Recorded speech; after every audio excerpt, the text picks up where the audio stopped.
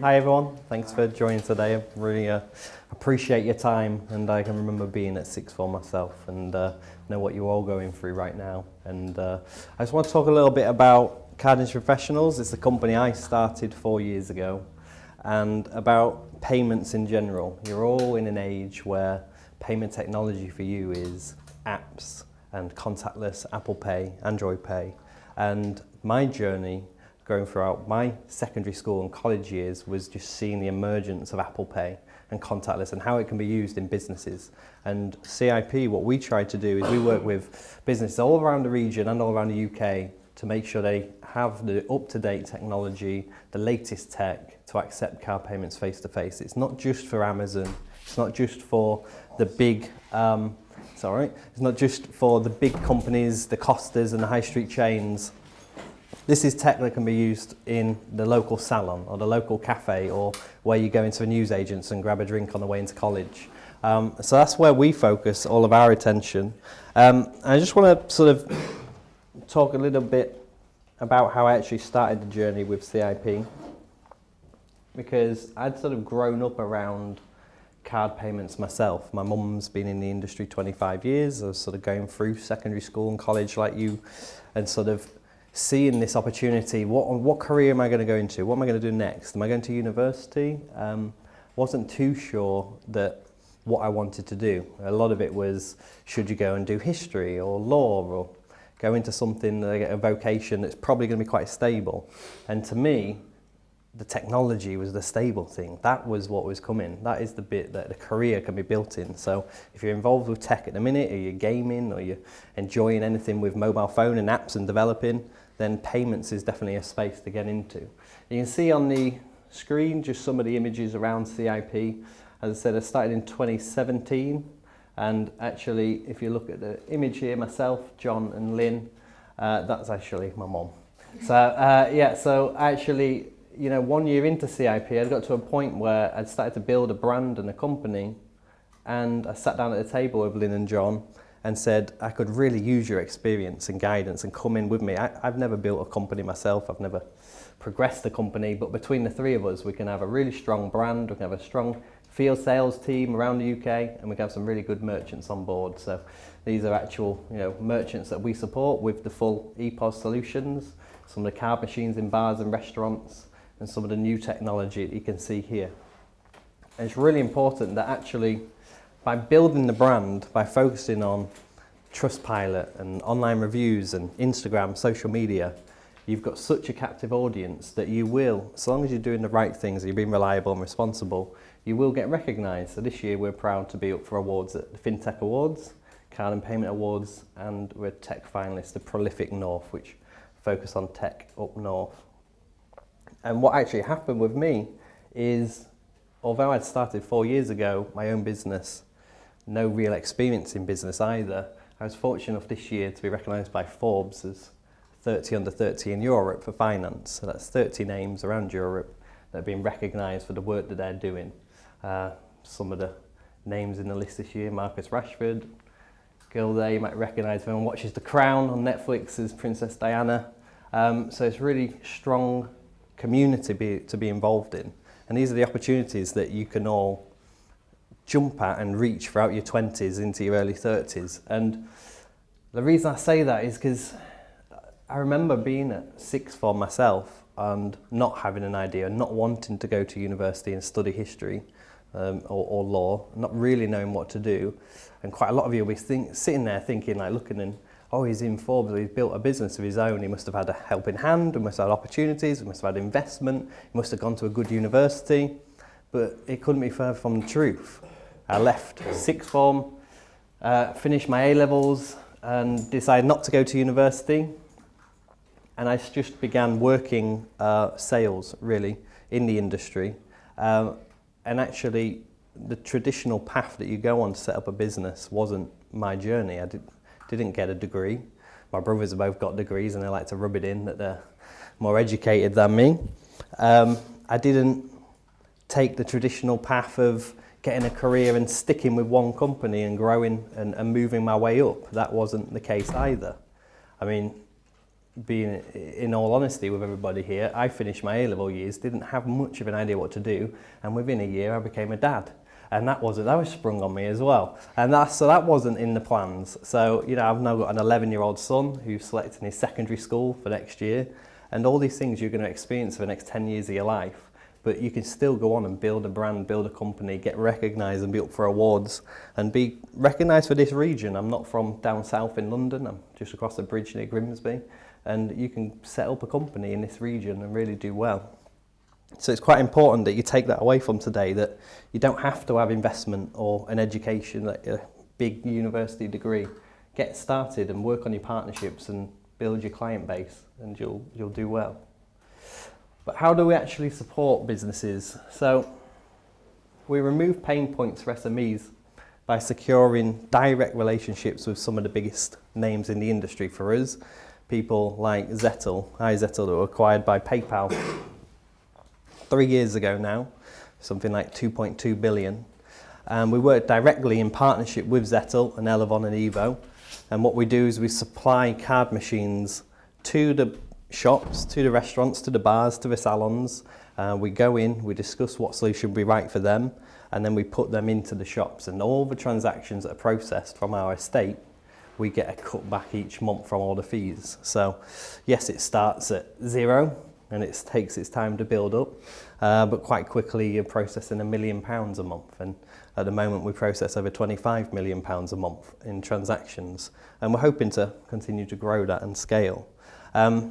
Online's got a big one. There's so much opportunity in our industry for online.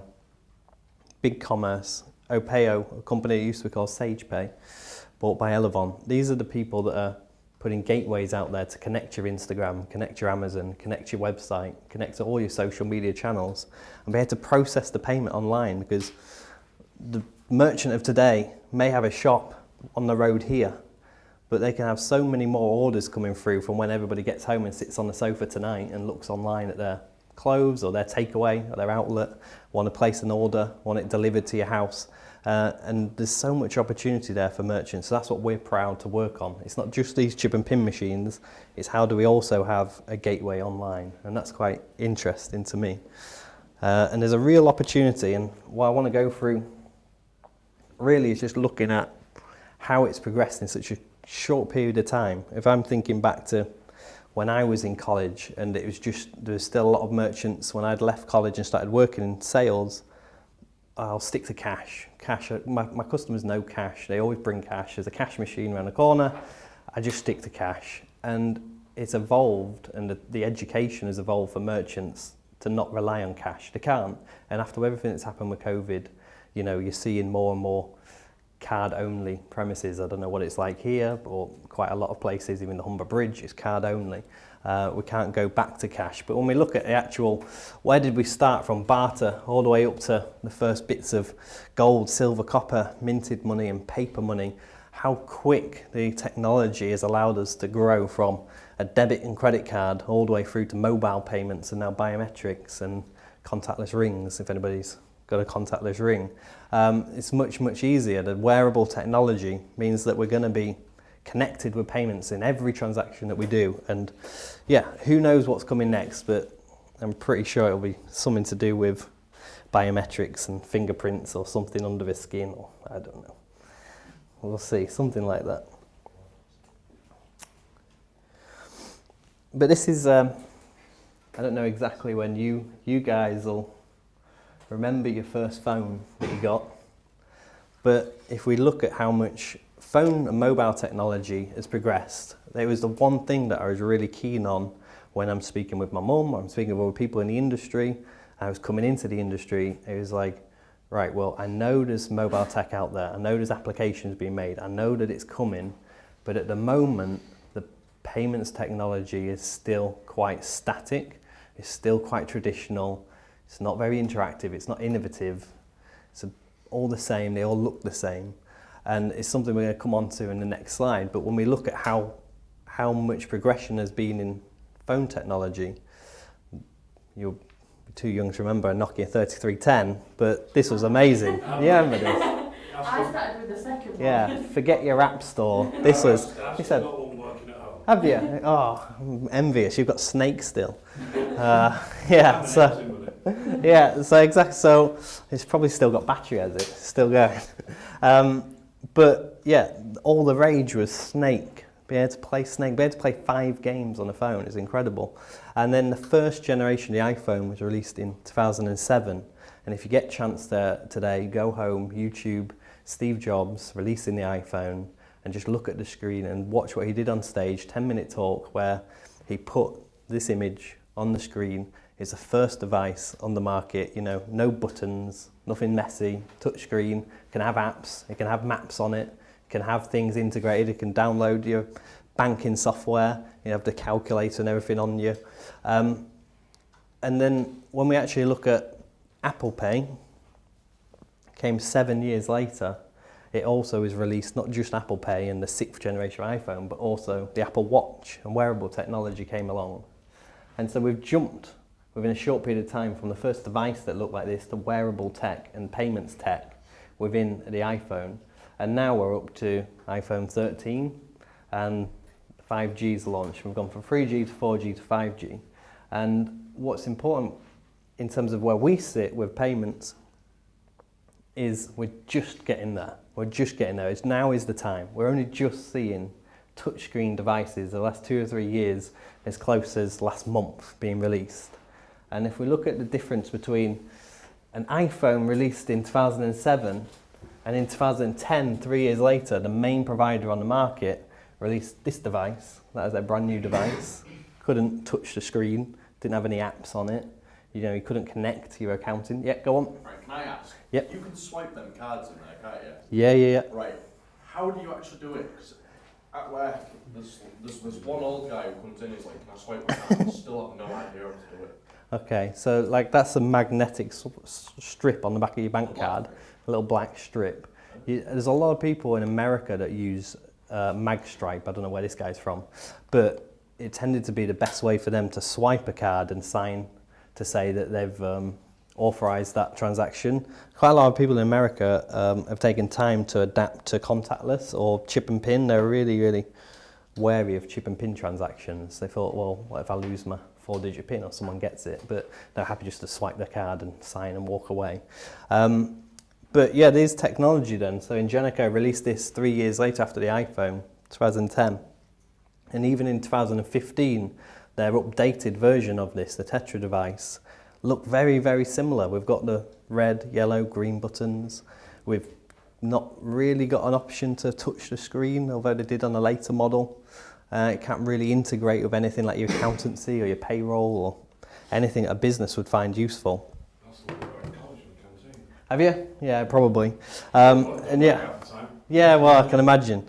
But yeah, it's just quite incredible for us that what we're seeing over the last 3 years in particular is devices like this, which are ready for the market, ready to go, that are just can be handheld in a restaurant, bar, cafe, retail shop, and can just be walked around and can integrate different apps and have Xero and QuickBooks, everything integrated. Same with Zettel. Zettel have just released their next generation of this type of device that was this originally. And it's actually an Android-based device that can have all of your integrations on it, and the business owner can just walk around. They don't need to connect it to their phone or their tablet. They can make sure they can look at all their reports and sales data lifetime, and you can have multiple of them. It's not very expensive. You can buy them outright, and you can have staff members of each with one in their pocket.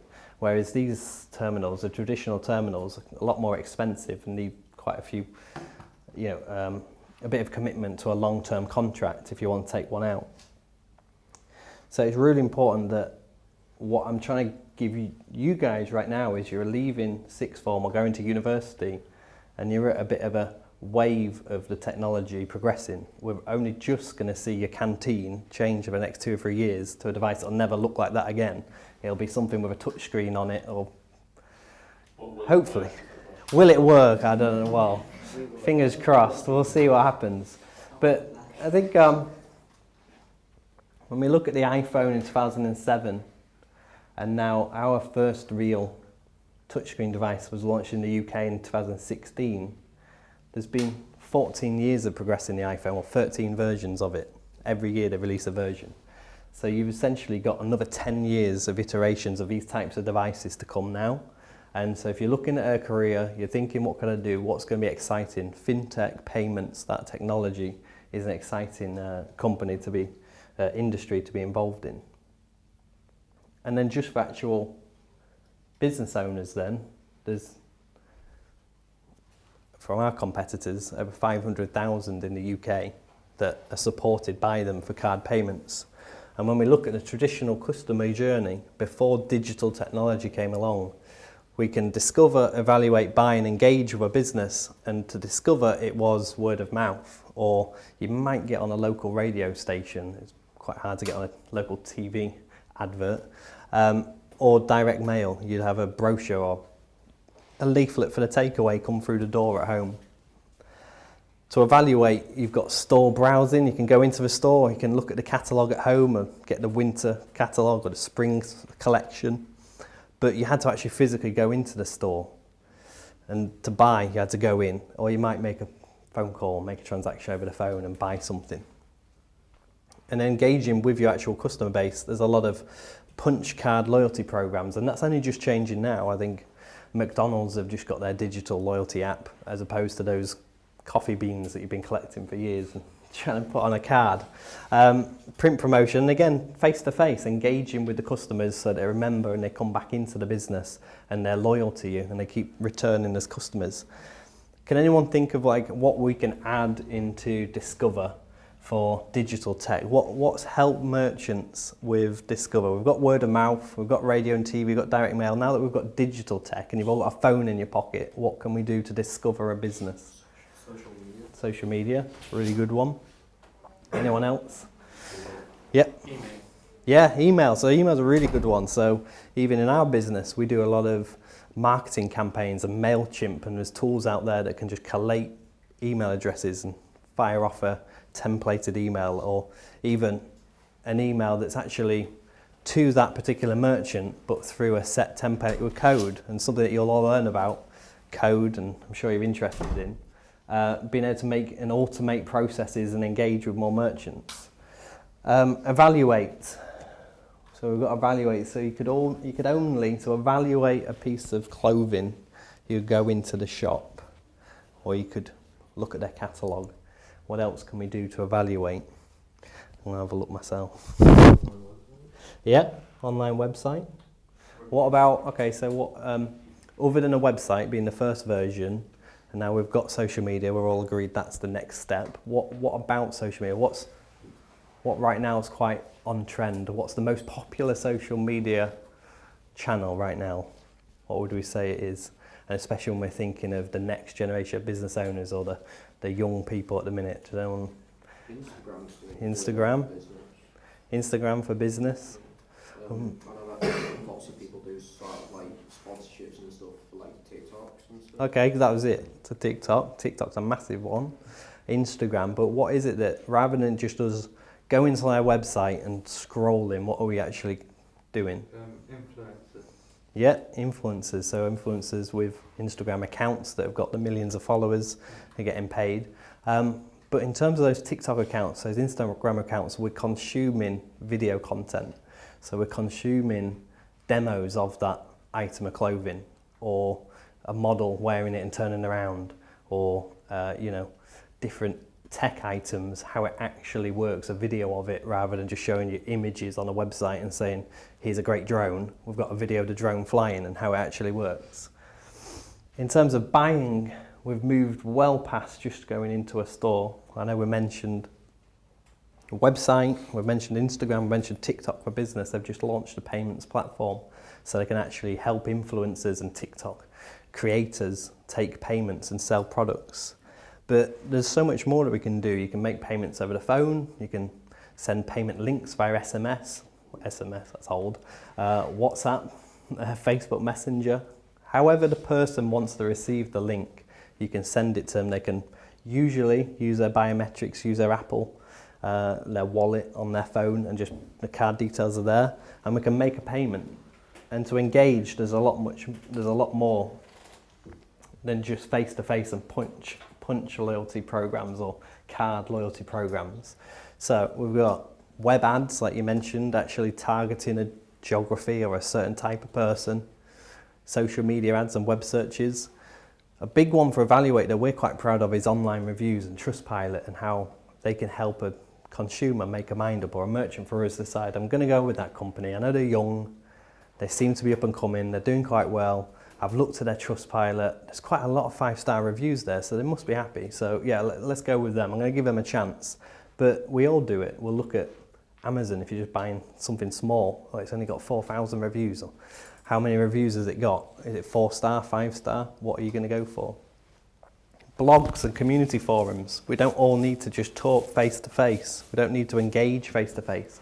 You can all be part of a community. You can be part of a thread. You can be part of a group on Facebook or Instagram or Snapchat. You can have a group chat. You can put a picture of a t-shirt in there and all take the mick out of your friend for thinking of buying it. There's different ways that we can talk about and interact and evaluate something, a product that we want to buy. You mentioned business website for buying, online marketplaces. Mobile apps are becoming more and more important for businesses, but also we're starting to see, and you will see over the next couple of years, instant messaging and instant purchase within WhatsApp, and being able to buy something through TikTok or through Facebook Messenger. And actually even the chat bots on websites, rather than come up in the little bottom corner and just automate the conversation, you're able to go through the whole process, and I was looking for that in that size, and here's how much it is, and do you want to pay for that now? Yeah, brilliant. And you just pay and you put your card details in, and you don't even have to talk to anybody. It's just automated chat that flows through and shows you what you need. And it's quite important that the engagement is, like you said, social media and online promotion, but email again, going back to the customer base or the people that have bought from you and saying, we've got a new promotion, or did you know at the end of November it's Black Friday and everything's 50%? So think of well, you see actually on Instagram and things, some of the volumes that some of these young clothing brands do on Black Friday, and they just started at their kitchen table and they got themselves a little warehouse and a little team, and then doing tens of thousands of deliveries on Black Friday. And it's something that we can all achieve. And Visa did a digital transformation study for SMEs for our target market, trying to understand, okay, if I take this digital tech, they're a bit hesitant, it's quite new, what will be the difference, what will be the increase? And the average SME or SMB, small to medium business or small to medium enterprise, took 8% more sales as a result of accepting digital payments, which is pretty impressive when the average merchant that we see take 250,000 a year. That's the average merchant, about 20,000 a month in sales, 5,000 a week, open 5 or 6 days. If you take 8% extra, you're taking an additional 20,000 a year. And for the average business, that's someone like, I don't know, someone in here's probably got a mum that has a business, or a salon, or a cousin, or a brother that's got a car garage, or whatever. £20,000 is a lot of money to the average business that we support. But this is the stat you might not be able to read that really stood out to me more than this. No business reported a decrease in sales. So not one business saw less sales. It's just upside. They either saw growth, or they stayed the same, or growth, and got more sales. No business saw a decrease. So for me, it's trying to get the message and the education across the merchants to take this tech on. And when we look at the actual tech itself, it's clear to see the difference between the technology and where it's going, and how important it can be to merchants. This is a merchant of ours in Grimsby, not far from here, and they've been in business since 1975. June Woods is a female clothing boutique retailer, and the owner currently, Sarah, realised that she had this machine. She'd had that for quite a few years. That's pretty standard. She needs to take card payments from customers. But she realised that she didn't understand how to sell online. They had an Instagram page, and people would message them on Instagram or Facebook, but then she'd tell them what sizes she had in. They could come into the store and try it on and buy it at the store. Couldn't take any payments. And that was really, really tricky for her, because there was people willing to pay, And she knew that actually they'd bought it there on the chat on Instagram, but they didn't come into the shop, or they just didn't have time to come into the shop, and everyone's got busy lives. So she wanted to take a business online, but what she also wanted to do was she wanted to know, she was panicking, what if I sell something online, but I'm in the shop and someone's trying something on? How will I know what stock I've got left? Like, do I have to have 2 separate warehouses of stock? Do I have some here and some for the online sales?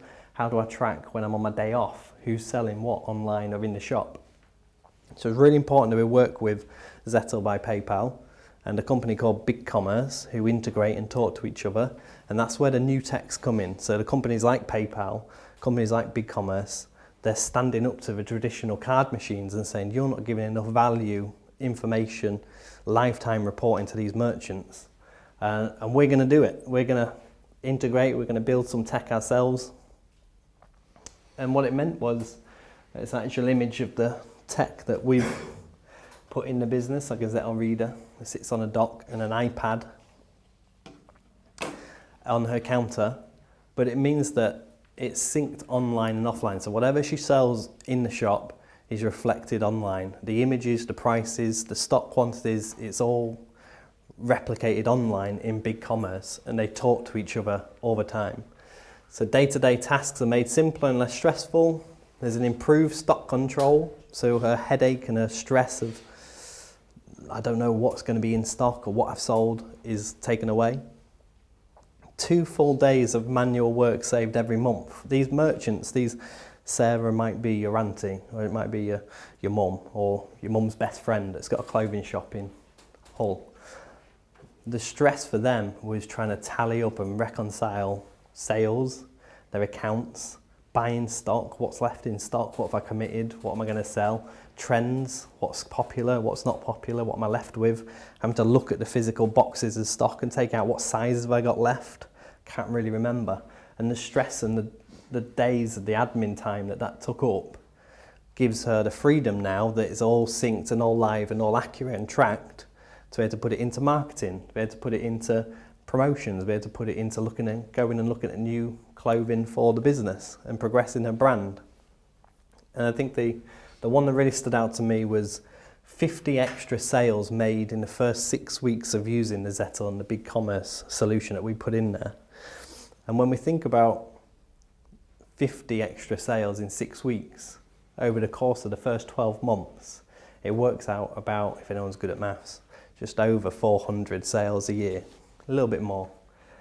If we think that the average dress, piece of clothing, is 50 quid in June Woods, she takes 400 extra sales in the first 12 months, times 50 quid, she's earned an extra £20,000 that year, which comes right back to the Visa Digital Transformation study. It said she'd see an increase of 8% in sales.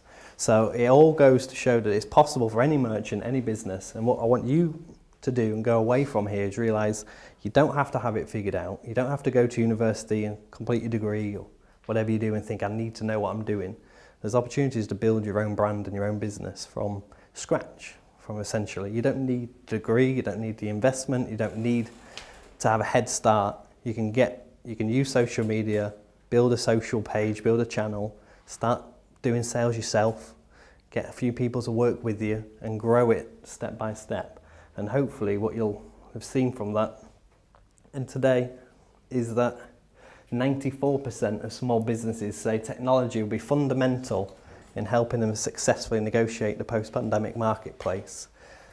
56% of large enterprises, your Costas and your chains, are using this digital tech already, but only 25% of our target market are using it right now. So that's 75% of the country that are still using basic chip and pin machines in the garage or the cafe or the salon. And there's so much scope for them to be supported. And that's what we want to do. And the final thing really to finish on there is, as you all have the opportunity to understand social media and understand TikTok for business, understand Instagram, Amazon, eBay, don't allow people to just focus on one channel, one revenue stream. We all saw, I don't know if it affected you all last month, but Facebook outage in October where Instagram, WhatsApp, Facebook were down for a good while. And what was important for the merchants, it cost Facebook 100 million, but what it actually cost the actual SMEs that rely on Marketplace, that rely on WhatsApp to chat with their customers or their staff, to rely on, you know, the actual sales through Instagram that we've now connected. It just means we have to have a look and have different cross-channel sales. So it can be your own website, it can be taking payments over the phone, it can be using different messenger platforms. And I think it's really important that you've got an opportunity to engage here and make your 20s and your 30s a career that's based on tech, because you're going to be using tech in every part of your life moving forwards. But yeah, hopefully that gave you a bit of background to me and CIP and what I'm doing. And if there's any questions, I'll take some questions from you all. But yeah, really appreciate you looking through that, and hopefully, and feel free to come up and have a look at some of the tech, look at the historic tech. And is there any questions from anybody about my journey or about the business? Yep. So when you decided like you wanted to go into this sort of like business route? Yeah. When did I start? Like when did you decide you wanted to go into it? I decided when I was in the industry.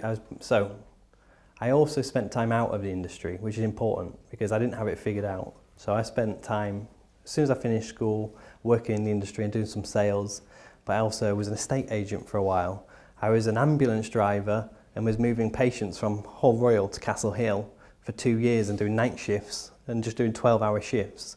And that was completely different to sales.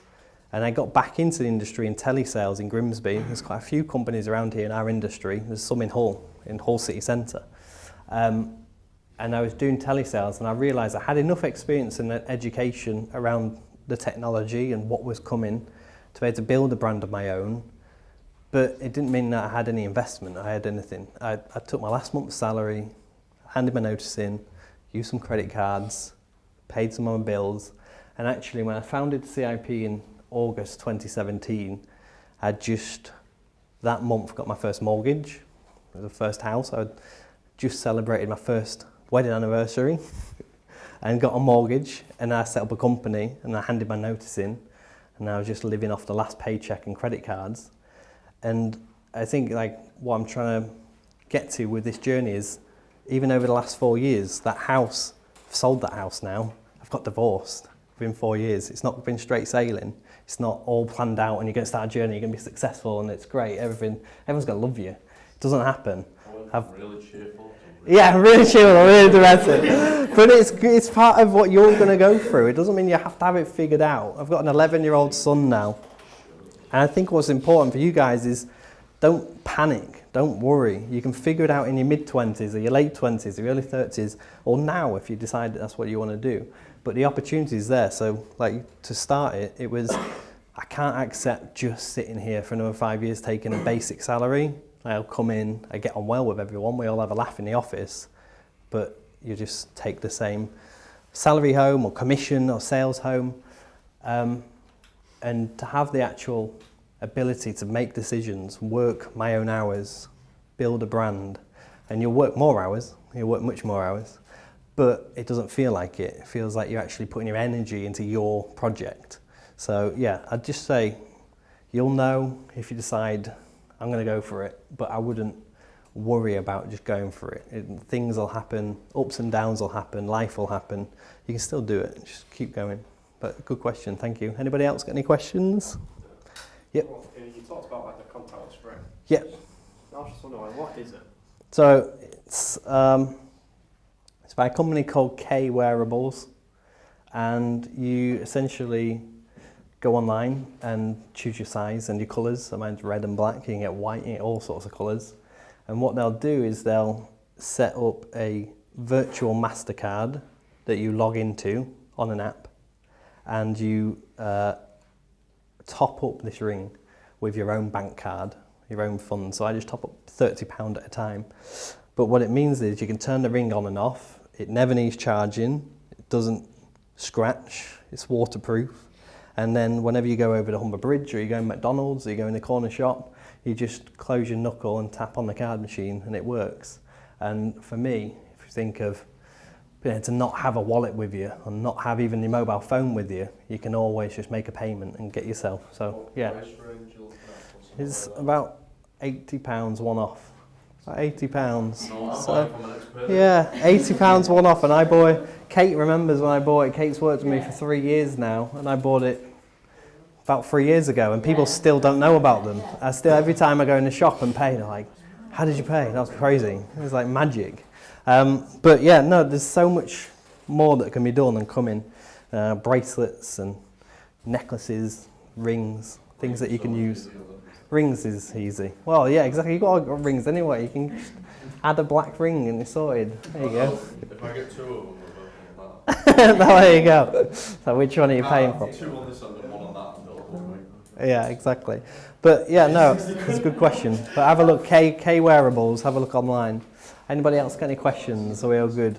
What is everyone actually thinking of doing? Is anyone interested in tech? Is anyone thinking of doing tech, or what's on people's minds at the minute?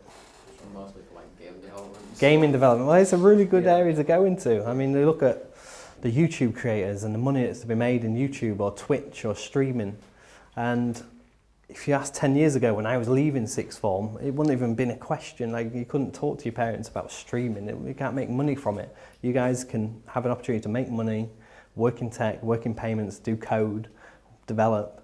And there's some really good opportunities in Hull and the C4DI building. There's a lot of tech hubs in Hull.